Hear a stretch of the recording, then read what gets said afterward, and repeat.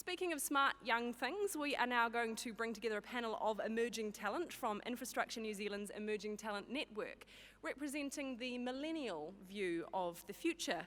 Let's see how this compares to Stephen Selwood's view of 2045. So on this panel, please welcome Sarah Anderson, Associate at Anthony Harper, Jonathan Chambers, Environmental Engineer and Emerging Director at Harrison Grierson, Andrea Lipsky, Senior Solicitor at Russell McVeigh, and Nick Molscan, Project Manager at RCPS. And the panel will be ably moderated by Sam Clement, Associate Director at Bank of New Zealand. So they may be young, but they sound incredibly impressive. Please give them a warm welcome.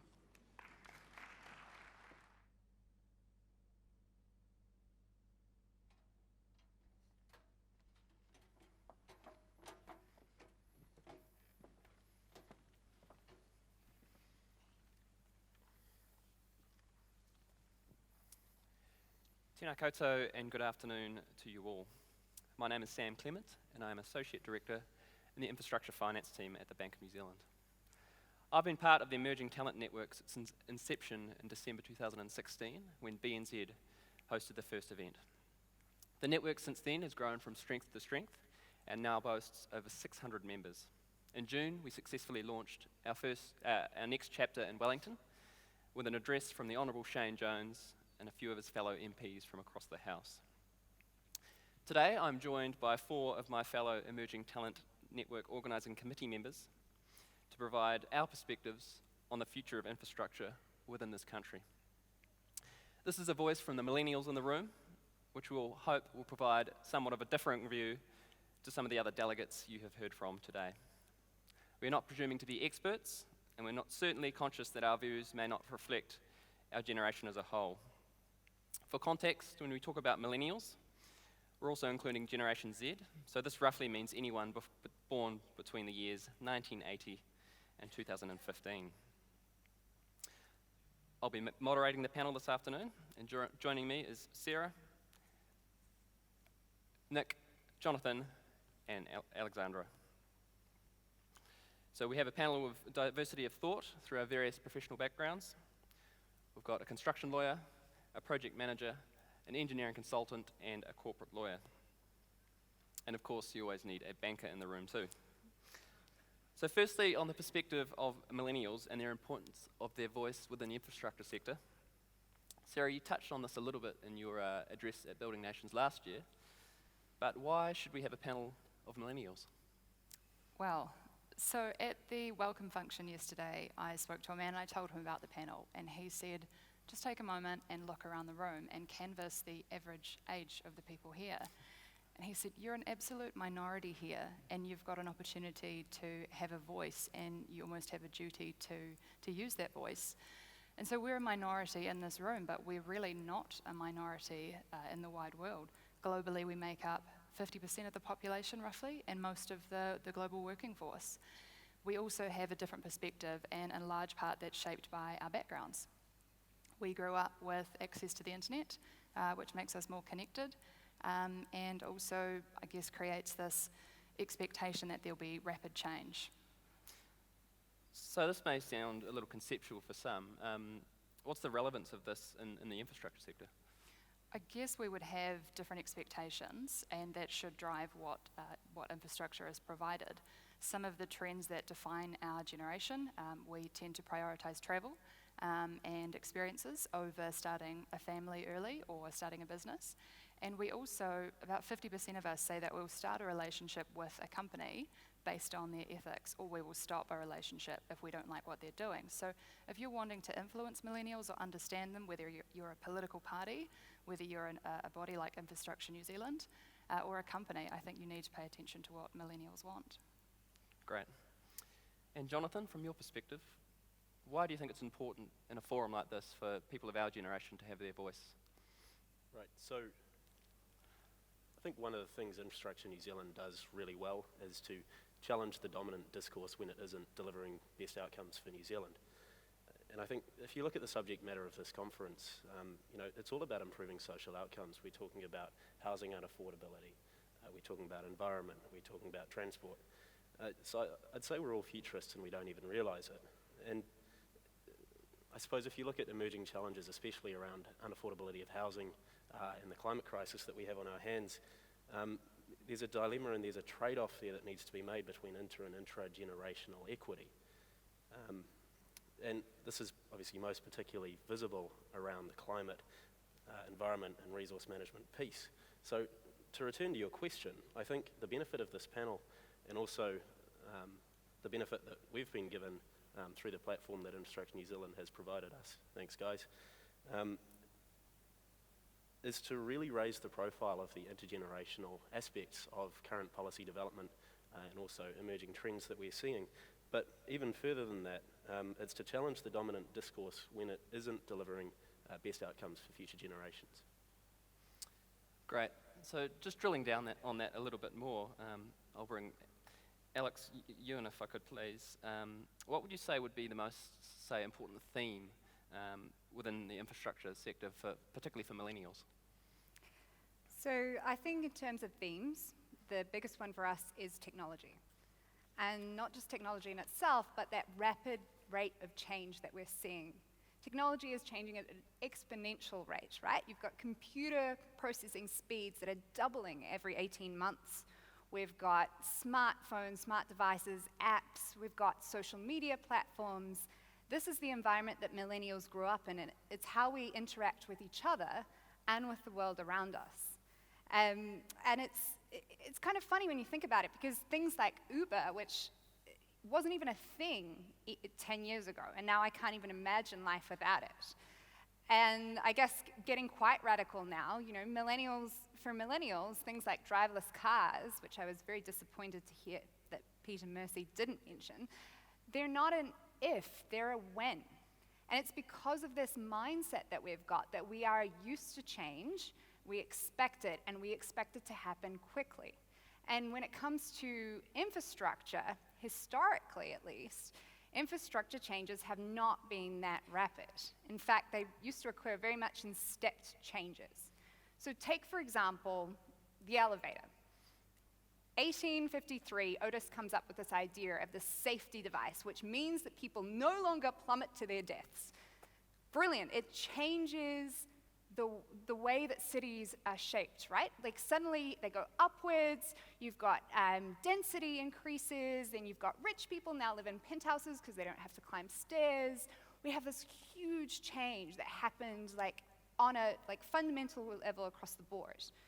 And then we've got so that was elevators. Elevators took us upwards, and then trains and cars took us outwards. And so that brings us now to the present, where we've got these big sprawling cities, but we've got more tech changes coming through. And now instead of coming through in kind of like one-off incidents, they're coming through at a kind of not just a speedy rate, but also in terms of scope and scale. So we've got to now think, when we design our cities, we've got to think of things like remote working. Tech has enabled us to work from home, which means we don't all have to go back, we don't have to go into the city center every day. So that changes how we could design and perceive a city. And going forward thinking, future thinking, 10 years ago, we wouldn't have had to, probably didn't have to think about how our communications infrastructure was going to have to support the Internet of Things. And we didn't think about how our 5G network will impact the demands of transport infrastructure. So these are essential considerations that millennials have and that we really think through. And I think it's that insight that we have and that expectation of what things are coming that is what we can add to this conversation. Thanks, Alex. I'm certainly a fan myself of technological innovation driving changes in the transport sector. Unfortunately, in New Zealand, we have that constraint of the age and average cost of our vehicle fleet. But hopefully, with things like the new subsidy on EV imports, hopefully we can drive some more adoption in that space. Nick, is there I'll ask the same question of you. Is there a particular a theme within the sector that should be of particular focus, do you think?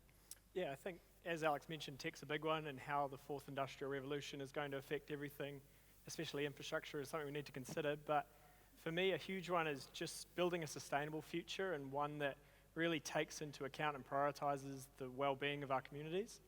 It's no longer good enough for people of our generation to just recycle your milk bottles or to burn a few less fossil fuels and to call yourself sustainable.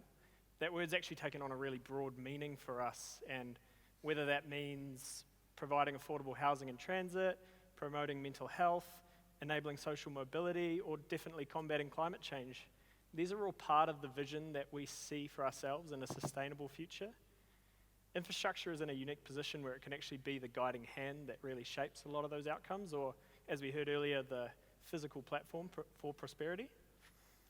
Touching on the mental health point quickly, I was mildly shocked to hear that the construction sector actually has one of the highest rates of attributable suicide in all of New Zealand industry, with over 300 cases just in the last decade alone, which works out to be more than one a fortnight. There's going to be a lot of conversation over the couple of days that we're here about construction and productivity, but I'm not sure a lot of airtime is going to be given to mental health.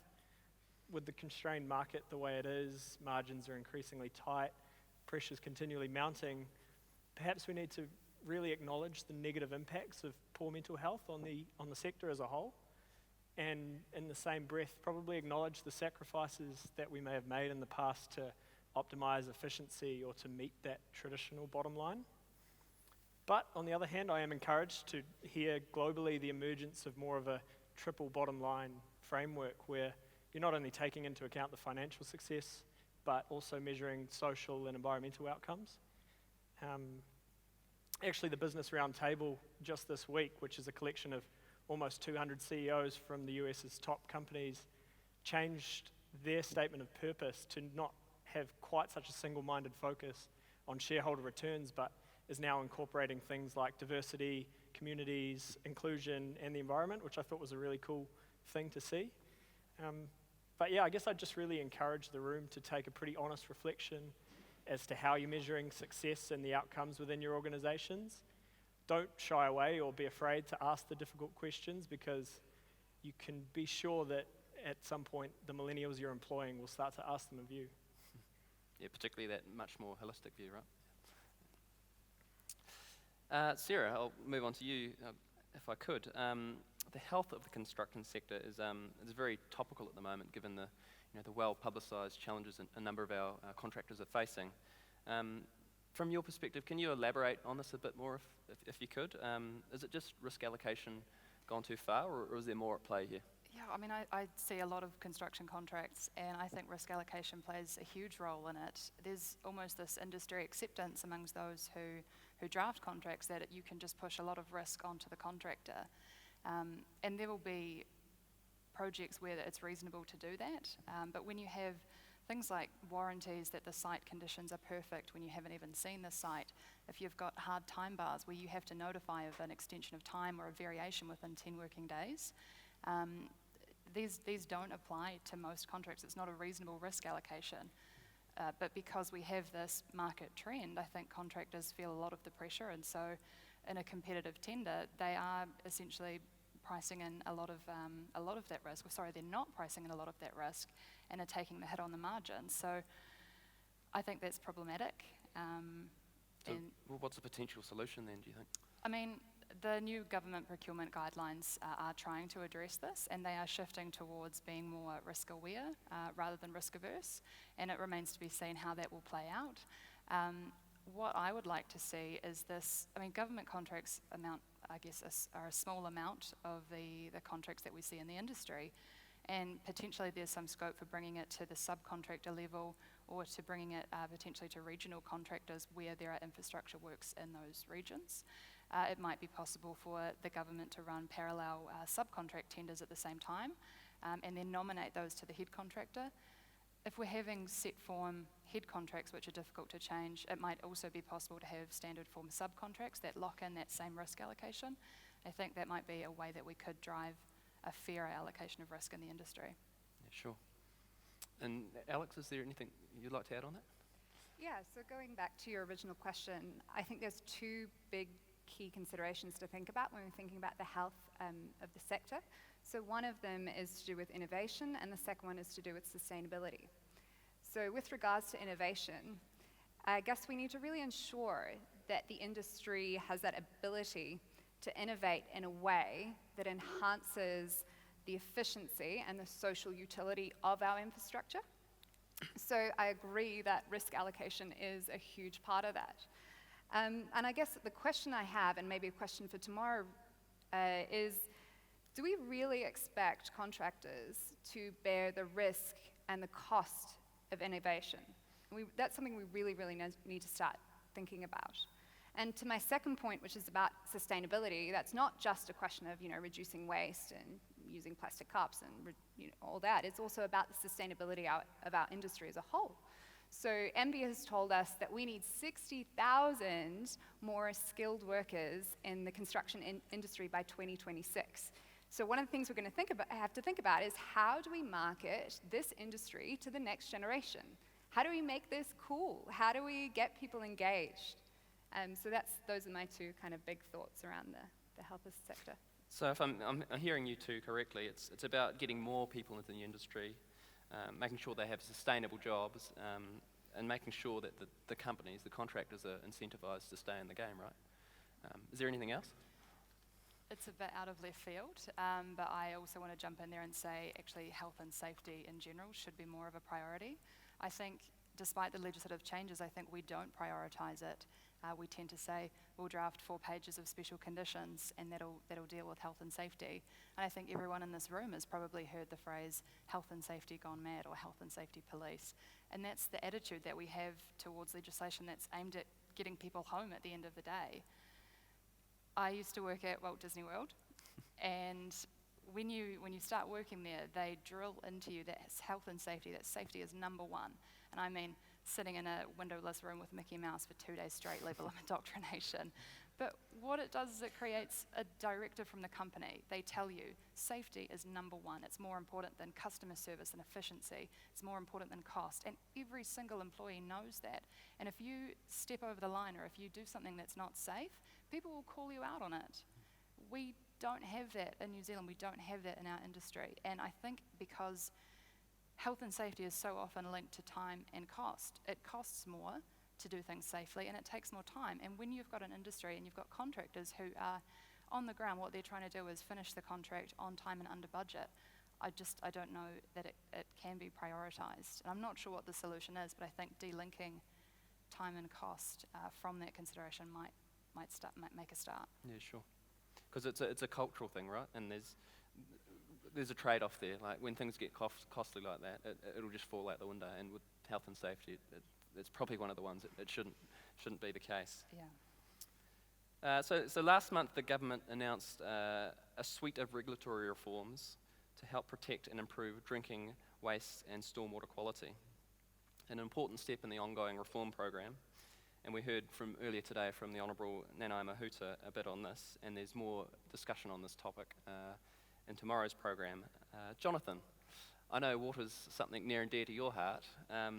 What's key for from you in this space? So I think touching on the millennial topic, the focus on public health and environmental protection is key. Millennials naturally want to see an increase in infrastructure investment and the quality and resilience of that infrastructure to increase. What they won't allow is for it to be subsidised by environmental degradation.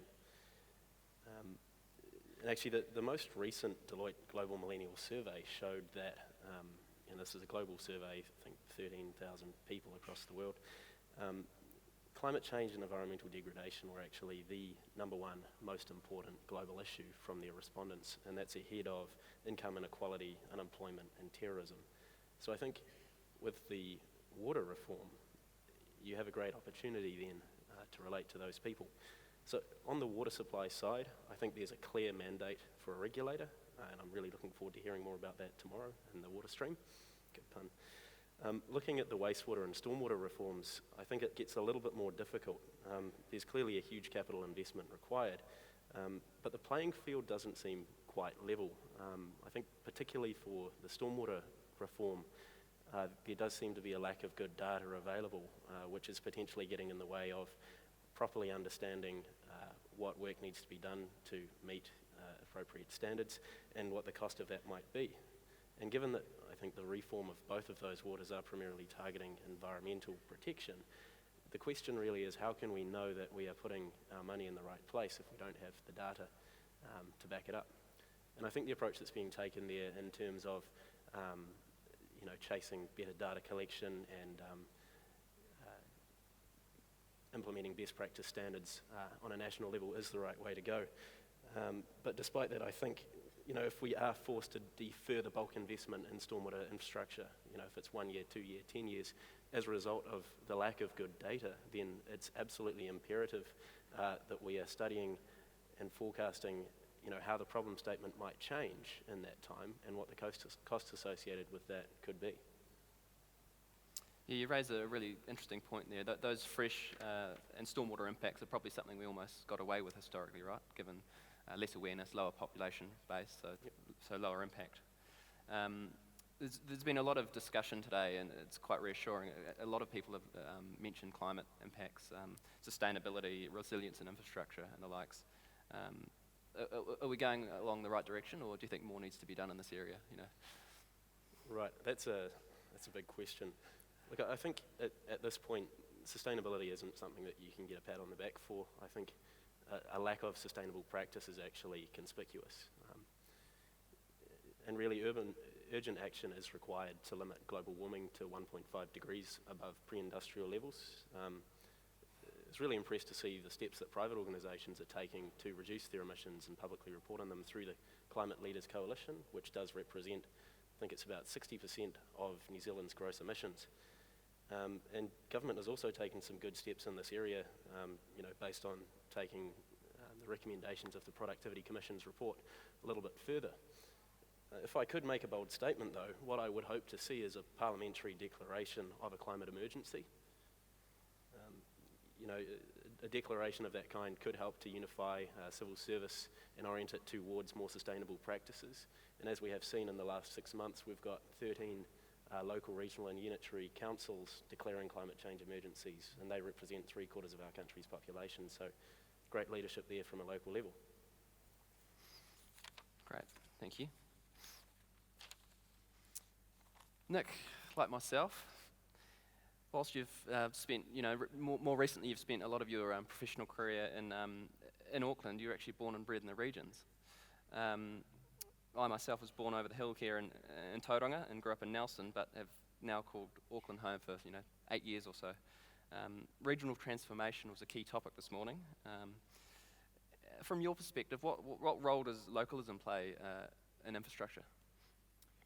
Yeah, despite Dr. Hartwich's pessimism, I was actually particularly excited about the debate around localism and devolving an aspect of delivery, especially to the local level. As you mentioned, I grew up in Wanganui, so I have a natural soft spot for the regions, but I definitely support the idea personally of taking some of the functions that make most sense away from a central government and further towards a subnational level. I guess at the end of the day, it comes back to the diverse needs of our communities and our regions, and are we able to meet those needs in the best way we can with the current model? I'm not sure where we're at with that, but I encourage the debate for sure.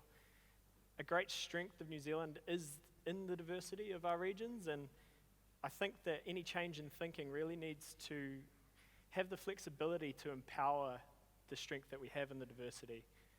The needs and the strengths of the community here in Rotorua are very different to that in Wanganui, and I think that we need to be able to embrace that with any change. And what about millennials? How do you think they will respond to a shift towards more local governance? Yeah, I think a shift towards localism will help to bring a younger voice to the table. I fear that young people may not be quite as engaged as Mayor Chadwick suggested earlier today. The Deloitte survey that Jonathan touched on actually suggested that globally, over 3/4 of millennials surveyed don't believe that political leaders are having a positive impact on the world, which is a little bit frightening. But I also think it provides a pretty good opportunity and a challenge to do a bit better by enabling local government with additional funding tools to best deliver the infrastructure needs that really cater to their communities. I think that will start to see a bit more of a voter engagement, or at least I hope. As we heard earlier from Dr. Hartwich again, that democracy is best learnt from a local level, so surely there must be some benefits in this politically apathetic state that we're in at the moment to shake things up a little bit. Millennials especially place a lot of value on transparency and flexibility, so if we believe that by making a call to a local councillor, we might actually be able to help shape our communities, then I think we're a bit more likely to pick up the phone.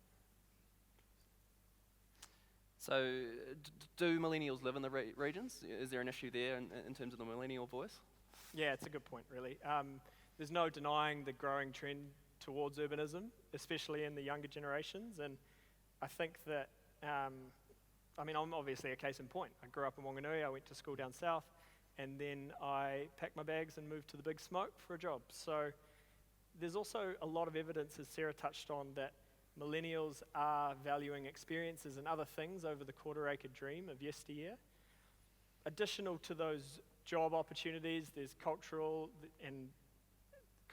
opportunities, there's the arts, there's sporting experiences, there's mobility, and just variety and diversity. These all sort of factor into what promotes a livable city or a livable region for us. And I think that with better and more targeted infrastructure, we're going to be able to help unlock those things and to enable them in the regions. Personally, I'd love to see local councils have a bit more ability to deliver more than just cheaper housing prices to start to bring younger people away from the big cities. Yeah, so you touched on house prices there. It's a pretty key topic, right? And as Stephen Selwood touched on it, Nane Mahuta also mentioned it earlier this morning. Housing affordability, particularly for millennials and young families, is a key, if not the most important issue for them. I see. Great for the regions that these millennials are potentially moving to the regions, but there's an underlying issue there, right, in our large cities, which probably needs to be addressed. Sarah, from your perspective, what's at play here? What are the factors? Yeah, I think it's a huge issue. I probably couldn't go into what are the factors that cause the housing crisis, but I think there's also a huge opportunity here to focus on building fit-for-purpose, high-density living that promotes a more sustainable way of life. This concept of a zone of convenience where you can access all the things you need to, whether it's work, school, shopping, by walking or taking public transport. You don't have to get in a car to do that. I think that's where we should be heading. Is that really realistic? Here on the panel, we'll be open and say none of us have children. So, is it really, is it realistic to expect a family to live in this new way? Yeah, I think if it's not currently, we need to change the way that we're thinking about things. What that says is that our current apartment model just doesn't work for a family, but that's a reason to change the model, not to say apartments don't work, we need to keep building out. I think we definitely need to get away from this idea of having a standalone house with a backyard. It's not sustainable to keep growing out, and at some point we will have to grow up, and it will be in your backyard. So I think the sooner we come to that realization, the better. If kids grow up without having a backyard, I'm not sure that that's necessarily the worst thing. I don't have kids, and it's hard to kind of make that comment, but I think it's not the worst thing if you have to play backyard cricket in the park across the road on Christmas Day. Yeah, and as you say, there's plenty of major global cities where kids don't have those amenities. Alex, I might bring you back in if I could. Stephen Selwood and Oliver Hartwich they touched on a few good ideas around and considerations around the current rates model. From your perspective, are there any specific considerations for millennials here around the rates funding model? Yeah, I guess my first point would be it might be quite easy to discount us because if you think about it, we're not actually homeowners, so we're not paying rates. Except that we are paying rates, we're just paying them through rent. So I think my first point is that we still care about how that money is spent, even if we're paying for it indirectly. So really my point there is very simple. It's just, you don't have to own a house to vote in local elections, and often millennials have a loud voice, and we care about stuff. And if you give us something to care about, we will turn up to vote. So don't discount us just because we don't have houses. Thanks. So it looks like we're getting almost short of time, so I'll go to each of you. if you could summarise a little bit, I'm hopeful we all remain positive on the outlook of the future. Certainly, from my perspective, reassuring to hear some of the themes we've discussed, aren't too dissimilar to what some of the delegates have talked to today. Nick, would you like to leave a passing comment or thought? Yeah, look, overall, I think there has to be a positive outlook, especially based on some of the conversations we've had today. If for no other reason, we've seen challenges similar to the ones we're facing being tackled somewhere overseas. There's global solutions to a lot of the issues. They're not necessarily like for like, but we can certainly try to apply some sort of framework from those. You will start to find that millennials who were born into the information age will start to demand that we are taking dynamic and global approaches when we are tackling these challenges.